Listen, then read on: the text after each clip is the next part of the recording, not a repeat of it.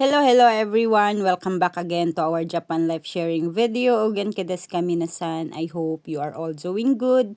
So for today's Marites, it's gonna be another day na magala mi sa city guys. Actually, maadto mi sa Shibuya kay dito na mo i-meet up ako ang pinsan og iyang kauban nga nag-tour diri sa Japan.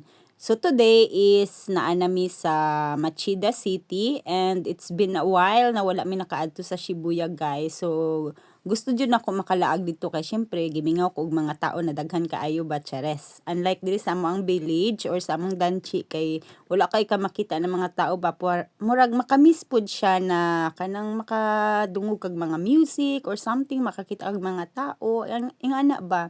So si Dodong is how many days pa nga wala nakaabot ako ang pinsan, nagsige na siyang pangutana sa ako akong unsa daw oras mag-abot ako ang pinsan, pila ka minuto, ingana ba, exact time jud ihang gusto. So wala jud ko nag-mention sa iya kay Pinoy style ba yata guys, wala jud ko nag-mention sa iya og unsa nga oras sila moabot sa Shibuya kay syempre first nila nalaag diri sa Japan and first day na moabot sila, maupod to ang time nga magkita mi guys. So wala jud ko nag-ingon sa iya kay syempre may free talang pa na wala ta nabalaan kung unsa ilang mga struggle that time.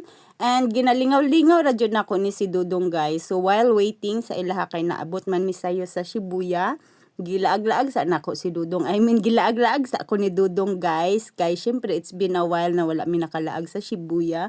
Actually si Dudong everyday na siya sa Shibuya unlike me. Tagsa ra jud. So mao ni siya guys, nagutom si Dudong ba kay saba na kaayo siya kay sigig pangutana unsa daw oras asa na daw sila ingana ba. So when it comes sa time, very strict jud ang hapon or ang mga tao diri sa Japan kay syempre naka on time jud na sila especially ang mga train, bus. So mabalaan jud nila ang exact time nga mag-abot sila or ang meet up.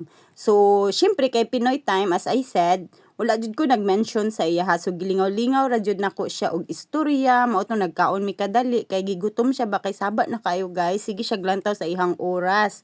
Unlike ako ang pinsan, nag-struggle pa siguro kay syempre na pritalang pa sila. So wa jud mi nagsala guys. So mga pila mi ka oras nagstay diri sa Shibuya. And nakaplano na jud amuhang meet up na wala koy exact time. Maunang gilingaw ra jud nako si Dudong guys og nagbaktas-baktas mi diri na side.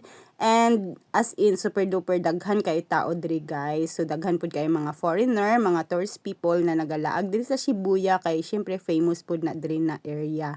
So mao ni siya ang time nga hapit na jud mi mag-meet up guys. Naghulat na jud mi kay naana sila sa station. Ang problema kay dito sila sa likod nag-agi and kami naa sa atbang naghulat. So okay lang kay nahangyon ako si Dudong nga sugaton sila dito sa sa ilahang area kung asa sila. So mauna na siya guys, nagkita nami and abangan po ninyo ang next video namin. That's it. Thank you for watching and have a good day. God bless.